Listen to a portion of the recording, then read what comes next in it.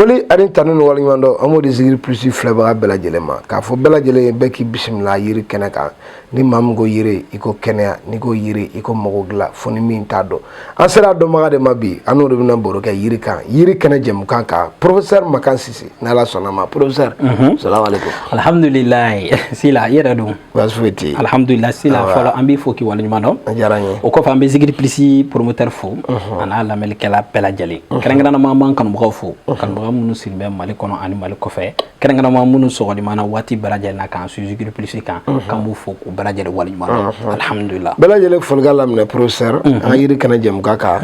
ɲɛ bɛ furamugu dɔ la yan furamugu in kɔni ko kabako don n bɛ fɛ k'i da don a la k'a walawala ye furamugu ye mun ye puis a bɛ mun ɲa d'accord alhamdulillah sila n'a ka di nin furamugu in de tɔgɔ ko a tɛ dabila ayi ni kɔni n'Ala sɔnna Zikiri Plus bɛna nin plus bɛna kɛ Zikiri Plus kan maaw bɛna nin ye sila nin tɔgɔ ko a tɛ dabila non cɛ mana kɛ diɲɛ problème mana k'i la éjaculation précoce i b'a dɔn ne y'a fɔ ko cɛya kan ka ɲɛɲini fan bɛɛ mɔgɔ bɛ ɲinɛ o de kɔ mɔgɔ hadamaden mana nafolo sɔrɔ cogo o cogo ni siyɔrɔ ma ɲi a ma ɲi dɛ i b'a ye n'i ye laturudala ko ɛnza ko lawusana bɛ ko ɛnza bɛ di siyɔrɔ la o man di dɛ ɛnza kelen bɛ siyɔrɔ o b'a yira k'a fɔ surtout n'a nana ko furu ni siyɔrɔ ti fɛ dɛ k'a ka kalan siyɔrɔ la o b'a yira k'a fɔ ko tiɲɛ yɛrɛ la turabudala t'a bɛɛ f'i ye nka o b'a yira k'a fɔ ko nin cɛ in ka sokɔnɔna ani kɔɲɔmuso ye o bɛ mankan misɛnnin na sila kɔnɔ ko maaw ka cɛya fura ɲɛɲini ko professeur ko ten c'est à dire professeur yɛrɛ de bɛ lancement kɛ bɛɛ la quoi n ka kɛnɛ a ɲɛɲini n ma kɛnɛ a ɲɛɲini ko cɛya ko problème a ba kɛmɛ de bɛ diɲɛ kɔnɔ bi professeur yɛrɛ bɛ appel mun sɔrɔ a la c'est tout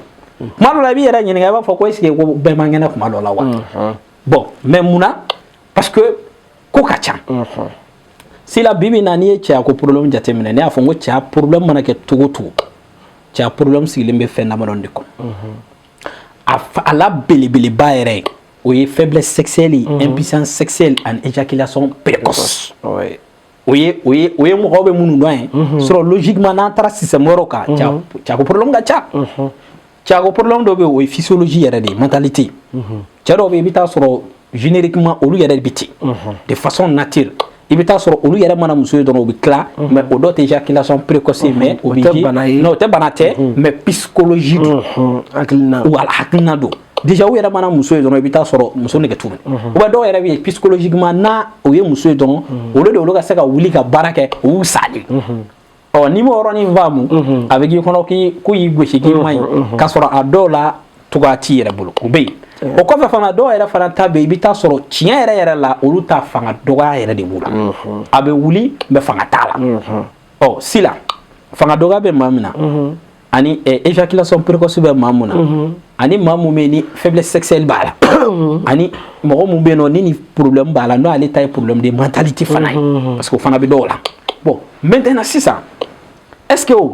n'i ye maa mun bɛ yen ni éjaculation précoce b'a la n'o taara faiblesse sexuelle ta est-ce que o bɛ nafa y'a la ɲininkali gɛlɛn voilà a ka gɛlɛn parce que i bɛ taa sɔrɔ sa e ye fura dɔ dilan e ko nin bɛ fanga don cɛya la n'a sɔrɔ n'a bɛ fanga don cɛya la k'a bɛ cɛya kolo giriya maa mun bɛ n'o ka teli toga dɔ la n'i ma teliya in furakɛ ka bɔ a la n'a y'i ka fanga ta ale b'a ta a tɛ fɛn ɲ'a la dɛ o ye kelen parce que mɔgɔ mun bɛ yen n'a ka teli i bɛ mɛnni de d'a ma mun bɛ se k'a to éjaculation précoce min bɛ bɔ ale la o éjaculation précoce bɛ se ka kɛnɛya cogoya min na mais sila ka fura sɔrɔ 100% a kɛra faiblesse sexuelle a kɛra éjaculation précoce a kɛra e yɛrɛ de ta ye psychologiquement i ka mentalité la a bɛ e yɛrɛ de kunna ne yɛrɛ de ye muso ye dɔrɔn baara banna sila professeur ye recherche de da k'a ɲini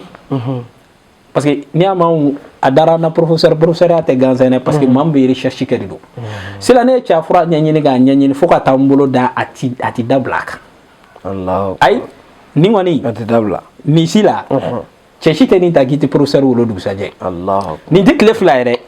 k'a fɔ k'i bɛ nin fura in ta k'i bɛna résultat minɛ tile fila professeur ko to n'i ye nin ta su in na a dugusajɛ i bɛ professeur wele ka jaabi dɔ d'a ma sila nin fura in ni éjaculation précoce b'i la tigɛ fara ni ɲɛ kelen n'i ye tigɛ fara ni ɲɛ kelen ta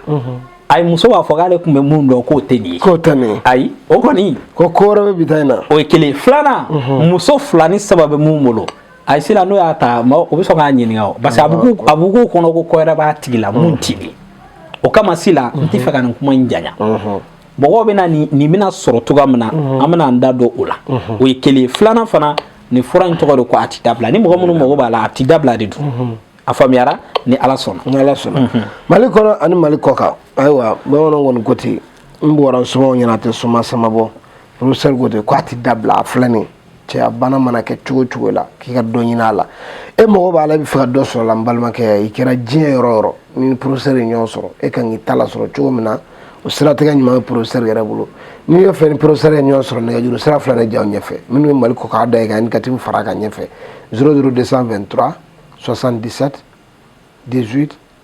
13 94 n'i y'o kɔngɔ i ni professeur bɛ ɲɔgɔn sɔrɔ e kan k'i ta sɔrɔ cogo min na n'ala sɔnna professeur bɛ n'o f'i ye n bɛ dan sigi bi yiri kɛnɛ jamukan na professeur bɛ dɔw kan an b'a fɔ allahumma salli ala sayyidina muhammad al-fatih ilma ughliqa wal khatim lima sabaqa nasirul haqqi bil haqq wal hadi ila siratikal mustaqim wa ala alihi qadiri wa miqdar azim subhana rabbika rabbil izzati amma yasifun wa salatu wa salamun ala al mursalin walhamdulillahi